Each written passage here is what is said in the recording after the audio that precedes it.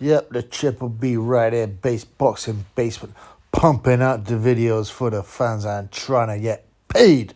Huh? What you know about that, homeboy? Yeah, this is a little review of Jack Catterall vs Jorge Linares, which I'd hoped had been a good fight. And the first couple of rounds, the first 3 rounds were okay, were good. Yeah, but were we fooled, man? Were we fooled? Is this going to be the anatomy of an arranged fight or a fixed fight, if you want?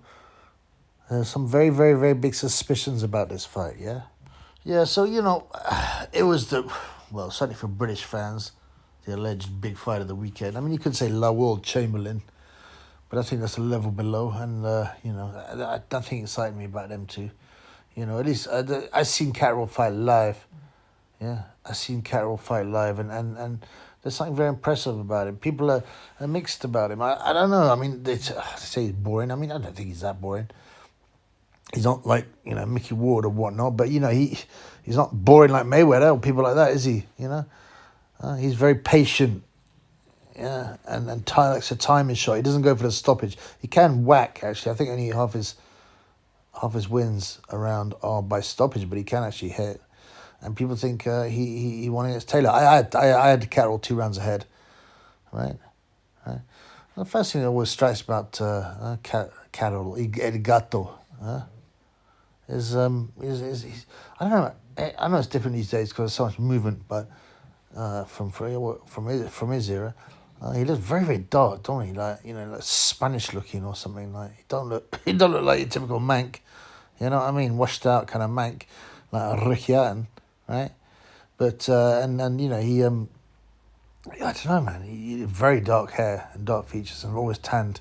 And he looks like he's half Asian or something. I mean, I'm just interested, People say, "Oh, why would you can't Triple B? Doesn't matter. Like it doesn't matter if you're a batsman. Everything matters. Everything in life matters. Every single detail of life matters, right? In everything. Yeah, but apart from that, I'm just interested, man. Why couldn't I be interested? I mean, shut up. Yeah. Anyway, so yeah. I mean, I wonder because so I looked at. I couldn't. He don't know. I think he don't know his father, right? And his mum got 9 kids. 9 kids. I wonder how many dads are in there. I don't know. I can't find out much. I'm not that obsessed. 9 siblings. Oh, sorry, 9 siblings, yeah. Does that mean she's got 10 kids? It says here on the article, 9 siblings. So that assuming means there's 10 of them. I mean, his mum must be the local sket, man. The local sket in the corner. Maybe she went, maybe she banged a guy on holiday in Spain or maybe some local corner shop or owner or something. They had an affair. I don't know, man. I don't know, but this is a boxing channel, so, yeah. I mean, this fight Linares Catterall, El Gato. Yeah, he's also got El Gato, a Spanish name, Catterall, which means a cat, I think. Which is a bit random for a Mank, really, the cat. But I don't know, whatever, man. I'll ask him now if he comes on the channel. Yeah, your mum was clearly the local sket. Yeah? Do you know anything about your father? Where was he from? Anyway. Yeah, did your mum get knocked up on holiday in Spain, or did she go around to Mr. Patel's who would give her free newspapers and a few tins of beans for a bunk up? I don't know, man. It's very suspicious, but yeah. So this fight, I was kind of looking forward to. I thought, yeah, Linares, yeah, he looked shot. He came in very good shape, and I thought, maybe he just might give it one more shot. Like I said, Mexicans, it takes a long time. Mexicans, even when they're shot, are dangerous. But, yeah, I had to remind myself that Linares is Venezuelan, mate. He lives in Tokyo anyway. But he's at 38. He's coming to the end of his career. And I thought, well, let's see. He was world-class. Let's see if he's still got something. And in the second round, he won, clearly, in my mind. And he bruised up Catterall's cheek a bit. And I was like, okay, we got something interesting. I dumped a $5. Yeah, it's only a $5. I put a $5 at 5-1 on Linares then. I was like, yeah, it could be interesting. Then after the round, that was like the last hurrah for Linares. Yeah, he kept on throwing shots, the right hands. It looked like he was trying, and they're always a bit out of range, Never quite hitting the target. Now I just put that down at the beginning to just, his timing ain't quite right and ain't there. And Catterall's movement, he's got very good movement, Catterall. I've underestimated this guy a lot, I said I wouldn't do it again, but I mean, I kind of did. But then I was thinking, okay, fair enough. He got outboxed. He was just too old. But I was like, yeah, I don't know. It was a disappointing showing by Linares. He made a distance, which is my prediction. Catterall on points. Another prediction, chalk up for the triple B. I think it was about 2-1 or 5-2. Like I said, use decimal, right? 3.5. But I didn't put money on it, so don't really matter. But you know, at the end, I was very suspicious, man. And by the way, I recorded all the. I can't put it on. It's annoying, right? Because I recorded all the interactions, you know, the hugs and all that at the end, and I was like, man, you know. And I was going to put it on the video, but it won't be allowed. I get a strike for it or something, or copyright. So I'm just going to have to use stills, really. But it was ridiculous, you know, the hugging, the kissing. After the bell, Linares goes up to Catterall with the biggest smile, like the cat that got the cream. Yeah. Like the guy who's just earned 100 grand, or whatever he's had. I don't know how much he got, his purse, but whatever. He's done what he was, you know. Oh, everything went to plan. It was that kind of look. Oh, that was great, wasn't it? Big hug to Catterall. All the corners are loving each other up.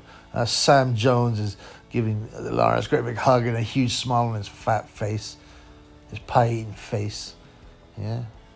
Yeah, and then Hearn's got that knowing look in his evil eyes, but then he's always got often that. But, you know, when the fight goes the way you want it to, that's the look he has, which makes you think.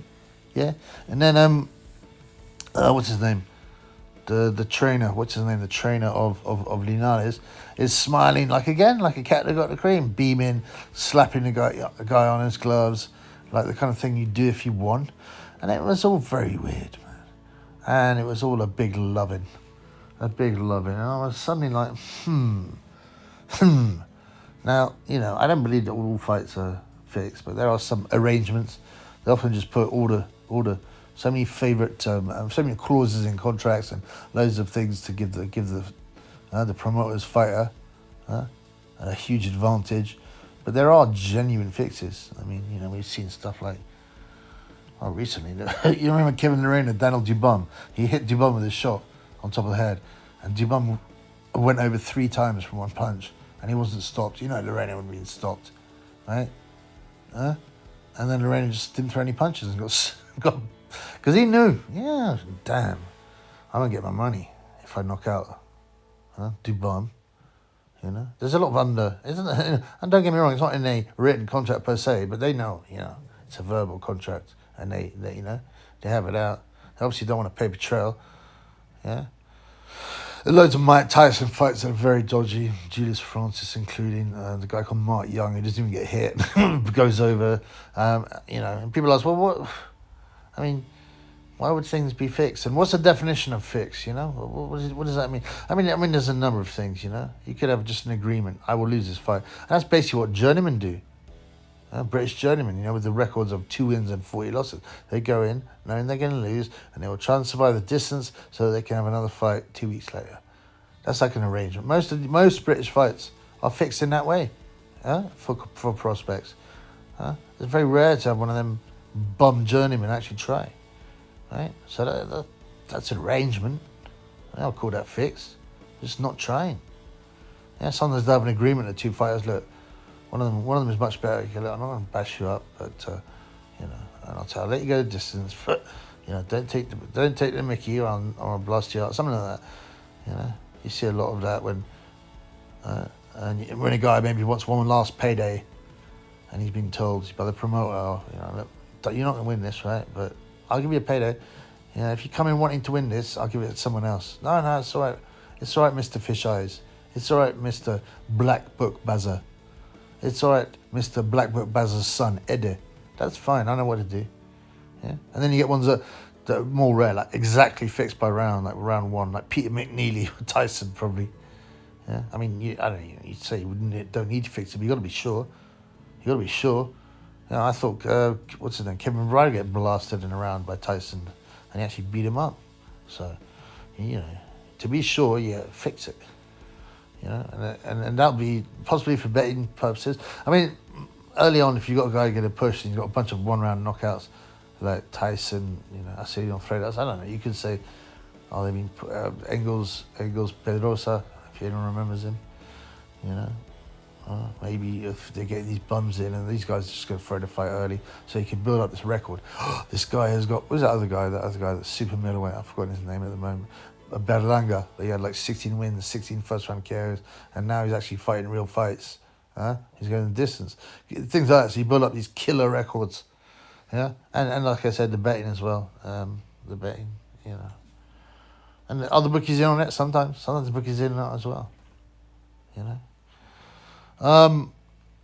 So this fight had all the elements of that, right? If you think about it, the elements of wanting an arrangement, right? Think about it. Okay. You got a past-it name, right? He's 38. He's living abroad. You're not going to get another good payday, right? He's not going to get a decent pay, really. His form is not great, but he's still a name. Yeah, he's lost 8 fights, 6 by knockout, right? You know, he's not going to get any big payday. It's a last chance saloon, right? And then you got a prospect, and you're fighting on the other man's card, you know, on the promoter's card, and you know he'll say, "Look, man, look, Jorge, you know we got a guy who's a big name here. We could put Linares vs. Catterall. We can hype it up." Eddie Hearn's thinking, we can hype it up as a big fight, you know, the dangerous ex-world champion who beat Lomachenko. You know, he's still got a name. He's got name power, Linares, right? Even though he's completely short. Right, so that's two things there already you got there, and then you got when you saw in the fight, you see Linares had a bit of success in the second. Chuck B's like, yeah man, I'm done with fire on him. It seems like he could have something there. Straight after that fight, he stopped fighting. We've had it so much in fixed fights. You know what's the other one? Charles Martin vs Jared Anderson. You see that when he started walking forward, he had success. He was pushing Anderson back. He looked like he was going to stop him, and then he just stopped straight away. He stopped. Especially when they go back to the corner and they get reminded, look, you're not going to win this, you bum, otherwise you won't get paid. You know, and even like Martin could have won that fight, and it was very frustrating. But Jared Anderson's the big US hope, the black hope. It's so weird now. We got black hopes now. We used to have white hopes. Now we've got black hopes. In America, you know, things have changed. The world's a weird place. You know, no one expected a black president. I knew it was going to happen. No one expected the number one golfer to be black. No one expected the number one rapper to be white. No one expected the tallest NBA player to be Chinese. And all these things came to pass. And then no one expected the top heavyweights to be white. And all these things come to pass. It's very weird, the world. Very well. Maybe that just shows it is fixed. But the world is fixed, yeah. So far we've got a big name guy. Yeah, he's past it. He wants a last payday. And when he starts looking dangerous, he just kind of... He goes back to you know, missing. Do you notice Linares would throw them right hands and they would always miss, or they'd be at the end of the shot. The time, I mean, as I said, you could say his timing is because he's old, but it was right at the end of the punch. He landed it kind of a bit, but after the second round, it was just always right at the end of the punch. There was no power on it. Yeah, there was no power on it. And you know, Catterall will be part of the agreement. He'd be like, you know, well, okay. Jorge, I won't go to bat to you. And he didn't. I mean, he's a patient fighter anyway, but, you know, I'm not going to go to bat to you and knock you out. Nigel Benn style. I'm not going to go for, you know, obviously that's not his, yeah, that ain't his style, but he's not going to, you know, you'll have an agreement, like, I'm not going to hurt you, Jorge. You know, and Jorge's been knocked out 6 out of 8 losses, so he can be stopped. He's been stopped, I think, early a couple of times in the first round even, you know. But Catterall, I think he did hurt him at some stage, but he didn't go for it anyway. So we've got all the elements here that are fitting in. We've got all the elements are fitting in. And for me, what topped, you know, the cream has got the cherry on the cake. The cherry on the cake. I love a good cliche. The cherry on the cake was the fact that they were all so chummy afterwards. You know, and even in the decision, Jorge's like sitting there and he's smiling. After the decision goes against him, obviously we knew, you know, you'd have to be mad to think he'd won that fight, even if he was trying.